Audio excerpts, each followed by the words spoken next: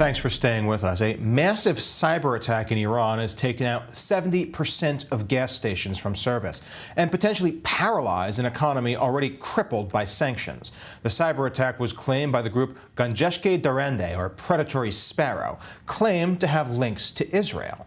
The group says the attack was done in response to Iran's aggression and that of its regional proxies, and added that Supreme Leader of Iran, Khamenei, is playing with fire and that he will pay a heavy price.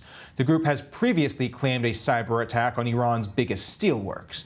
The attack comes as Iranian proxies like the Houthis in Yemen are waging a kinetic war against international shipping to damage Israel's economy. Well, joining us right now is Oren Elimelech, the founder and CEO of Cyber Team 360, cybersecurity researcher, as well as the research associate for the International Institute for Counterterrorism. Thank you very much for being with us, Oren. How significant is the cyber attack, the scale of it that we're seeing in Iran right now? First of all, thank you for having me. So the scale has risen immensely since October 7th, and we've seen this attack increasing about 500 times more than previously. Now, this is going back and forth, and there's definitely a retaliation by Israel against Iranians, against Hezbollah, against Houthis through this escalating times of Iron Swords war. So this is an increasing, and we had attacks on Ziv Hospital in the just recently, and this is a retaliation. But this attack is not by Israel, even though there are people saying it is. But this group, and very nice Persian, by the way, for pronunciation, definitely is another attack. There's been an attack, if I recall correctly, on the 28th of October on the gas and supply chain for several stations by a different group.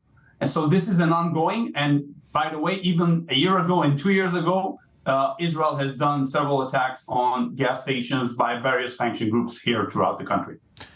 How much damage can really be done with this cyber war in Iran? Iran's proxies are waging a direct physical kinetic war against Israel. A cyber attack doesn't seem to be like something that is a proper response to that. Yes and no, because we've seen, and we've seen it also in the Russian-Ukraine war, we've seen it now in Iron Sword at the same day, the 7th of October, Iranian groups and also Palestinian groups and pro-Palestinian groups launched denial of service attack against Israel, 100 times fold more.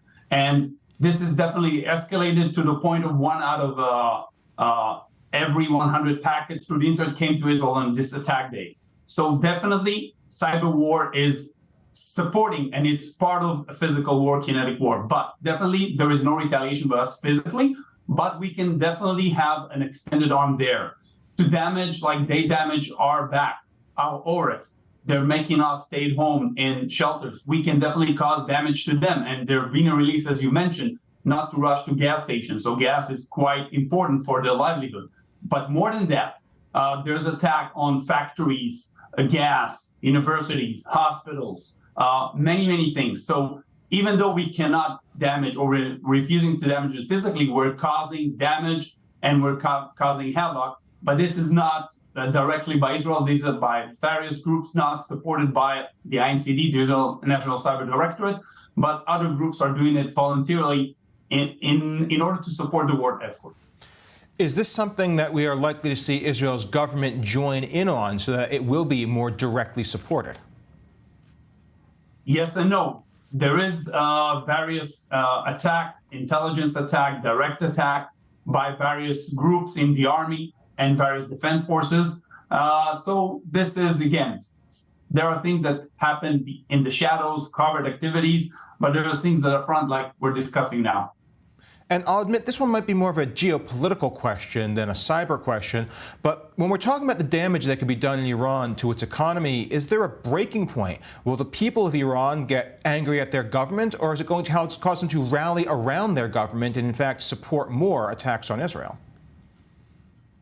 Very interesting question. Definitely. As we've seen what has happened in the Arab states a few years ago, rallying throughout many countries and changing the geopolitical landscape.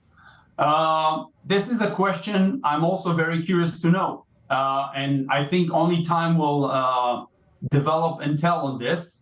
I'm more leaning toward, on a personal notice, I'm more leaning that it will change, because the Ayatollahs cannot stay, and Ahmadinejad cannot stay in this position for always, and things need to change. And we've seen the geopolitical and what has happened a year ago with women and what is happening in Iran. And I don't think that the people there can tolerate this much longer. And it's almost at a breaking point, and I think it's going to explode in the future. Well, thank you very much, Oren, for the analysis. In short, it might not be kinetic, but it is still having an effect. Yes.